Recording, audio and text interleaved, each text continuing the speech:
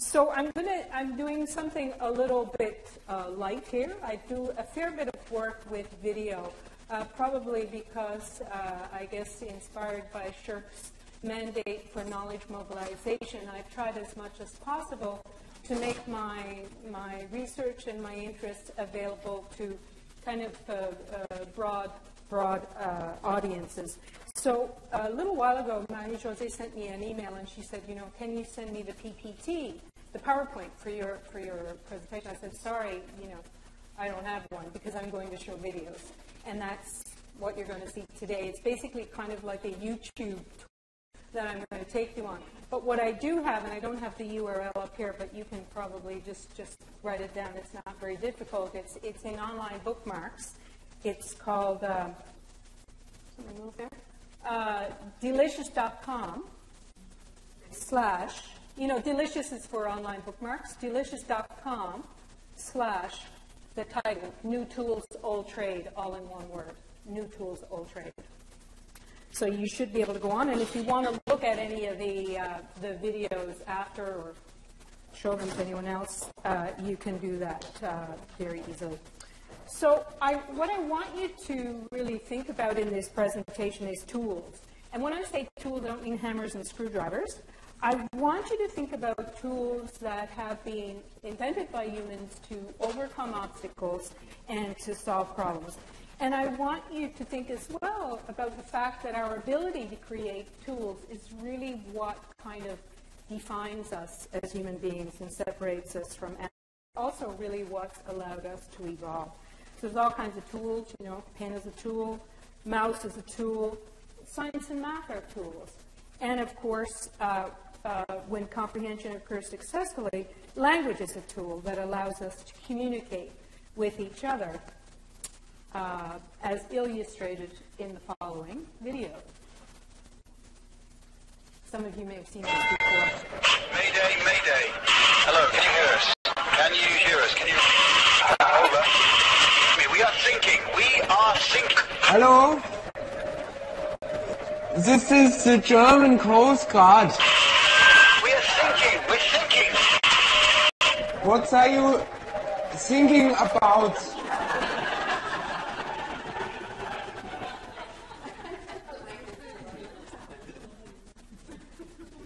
So how many different kinds of tools are there? I don't know, probably millions. How many different kinds of languages are there? Thousands, each with its own vocabulary, syntax, tones, and sounds. And those differences, of course, make language a very difficult tool to master. And what comes to mind there is actually a true story of, you know, Newfoundland, where I come from, is next to Saint-Pierre-et-Miquelon.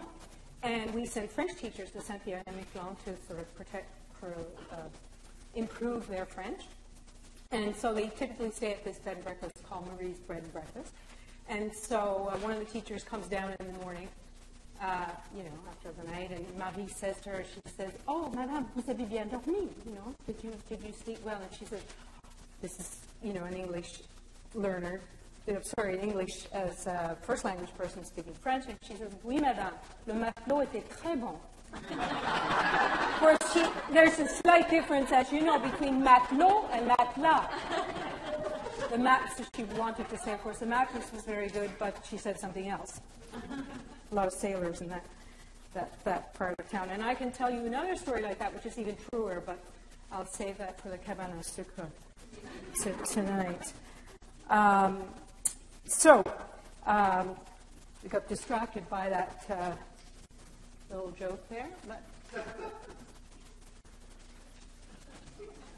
Is this someone who doesn't get matelot right? Hello, my name is Amy Walker. I'm 25 years old and I was born in London, England. You're right, I'm Amy Walker. I'm 25 years old and I was born in London, weren't I? Yes, hello. My name is Amy Walker. I'm 25 years old and I was born in London, England. Buongiorno, my name is Amy Walker and I'm from Italy. Guten Tag, my name is Amy Walker. I'm 25 years old and I was born in Berlin, in Germany. Hello, my name is Amy Walker.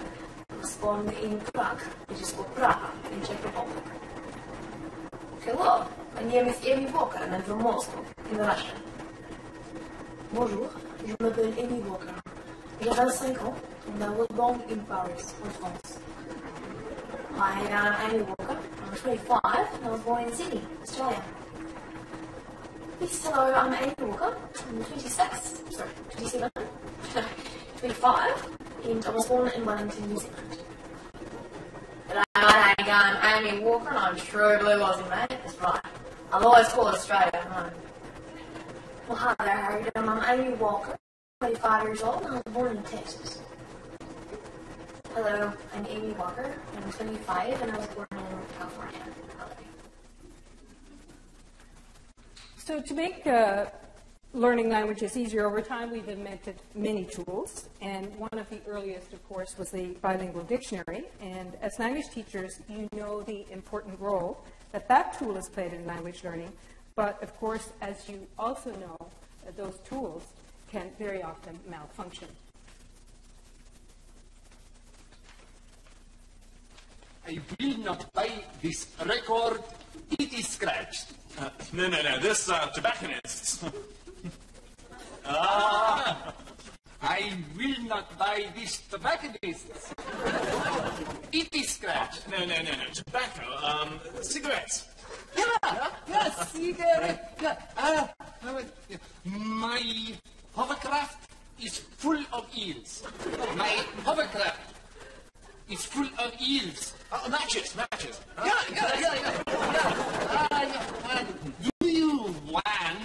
Do you want to come back to my place? Bouncy. I don't think you're using that right. You great poof. I mean, 66, please. If I said you had a beautiful body, would you hold it against me? I am no longer infected. No. Yeah. Cross 6 and 6. Here we are. Yandela Vasa, Gledenmis, Dravenka.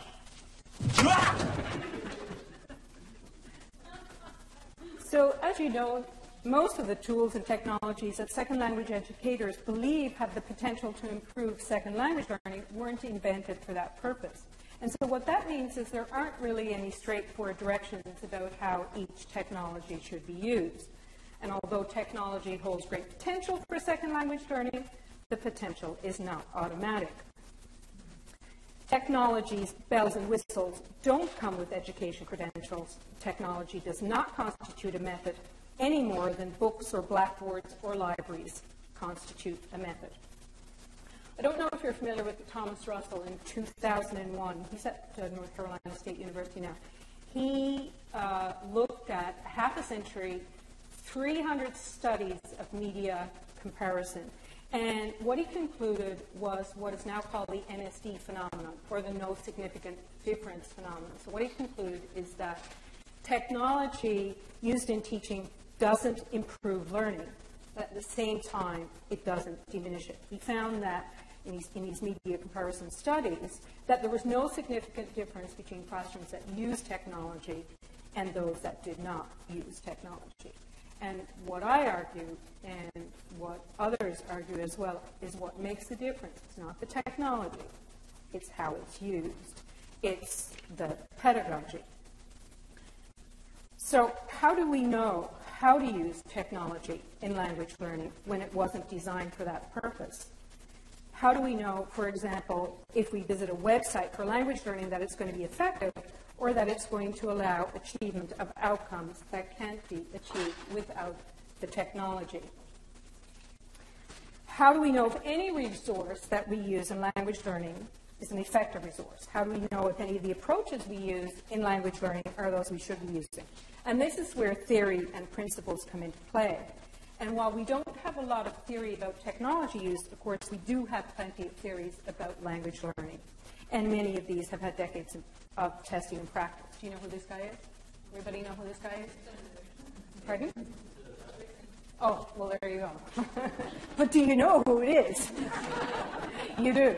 You might not agree with what he says. And whether you agree with him or not is not important, is that really he provides one example of the theoretical basis that exists that can guide teaching and learning languages in a technology-mediated context of learning. Let's listen briefly to what he has to say. Just a couple of minutes and give you some sample language lessons. I'll use a language that I'm sure you've heard before and maybe some of you speak, and you can tell me which of these two very good lessons you like better. Here's lesson number one. The Japanese on Deutsch ist der. Und die Kirchen Paul sagt, das ist not meine Meinung. Deutsch ist eine sehr schöne Sprache. Und ich hoffe, dass Sie alle sehr viel Erfolg mit Deutsch haben werden. What do you think of the lesson so far? You think I got talking to you like that? You pick up German? Not very likely. How about if I repeated it? Would that help? Probably not. How about if I said it louder? Would that help? Probably not.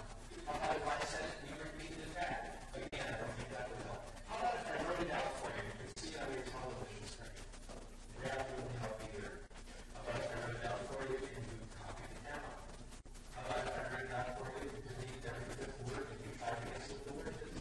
The truth is that none of these things help. None of these things mean anything. And I hope you can see that now. Here's lesson number two. And for this, you have to watch it carefully. Das ist meine Hand. Verstehen Sie das? Hand. Everyone say, ja, I hear you. You know, see the audience. Kopf. Das ist ein Kopf. Verstehen Sie Kopf? Ja, gut. Kopf. Hier auch schwarz. Kopf. Ist gut, ja. Schön. Kopf. Das ist Mr. Spock, ja. Mr. Spock. Zwei Ohren. Ohren. Verstehen Sie? Ohren? Ja. Zwei Ohren. Okay, Mr. Spock. Ja, nein. Schön. Augen. Verstehen Sie? Augen. Augen. Wie viele Augen? Eins, zwei, drei Augen. Ist das wirklich drei Augen? Nein. Wir haben nur zwei Augen. Mund. Verstehen Sie Mund? Komplett. Wir sind eine Zigarette, ja. Nein. Zigaretten sind nicht gut. You understood lesson number two. Not every word, but more or less, I did everything necessary to teach you German. And now I'm going to share with you the most important thing I have learned about language. Probably the best kept secret in the profession. We acquire language in one way, and only one way, when we understand messages. We call this comprehensible input. We acquire language where we understand what people tell us, not how they say it, but what they say, or when we understand what we read. So, whether you agree with Russian or not is really not so important, but I think what's important to recognize is that research and practice do point to several conditions that need to be met in order for successful language learning to occur, and you can see some of those on the screen. So when we're using technology, we need to make sure that the tools and the environments create the right conditions for language learning. One of those conditions there is high quality input and exposure to authentic, diverse, comprehensible, and linguistic cultural materials in the target language. And the power of the Internet, of course, is that it provides ample access to authentic materials. The input must be authentic, however, it should be comprehensible. That, of course, is one of the great challenges of using the Internet for language learning, is that although the resources are authentic, a lot of the time they may be very difficult for the language learner because they may not be at the level that the learner can understand them. And that, of course, is where the teacher's role and the designer's role come into play in terms of putting into place the scaffolds and the supports for the learners. And so in that sense, the design of the online learning environment is key. And one of the affordances, of course, of the Internet use for language learners is the opportunity for authentic communication with native speakers. And one of the other great affordances as well is that interaction and that communication can occur asynchronously. And I think it was you, Francois, who talked yesterday about, or was that was this morning,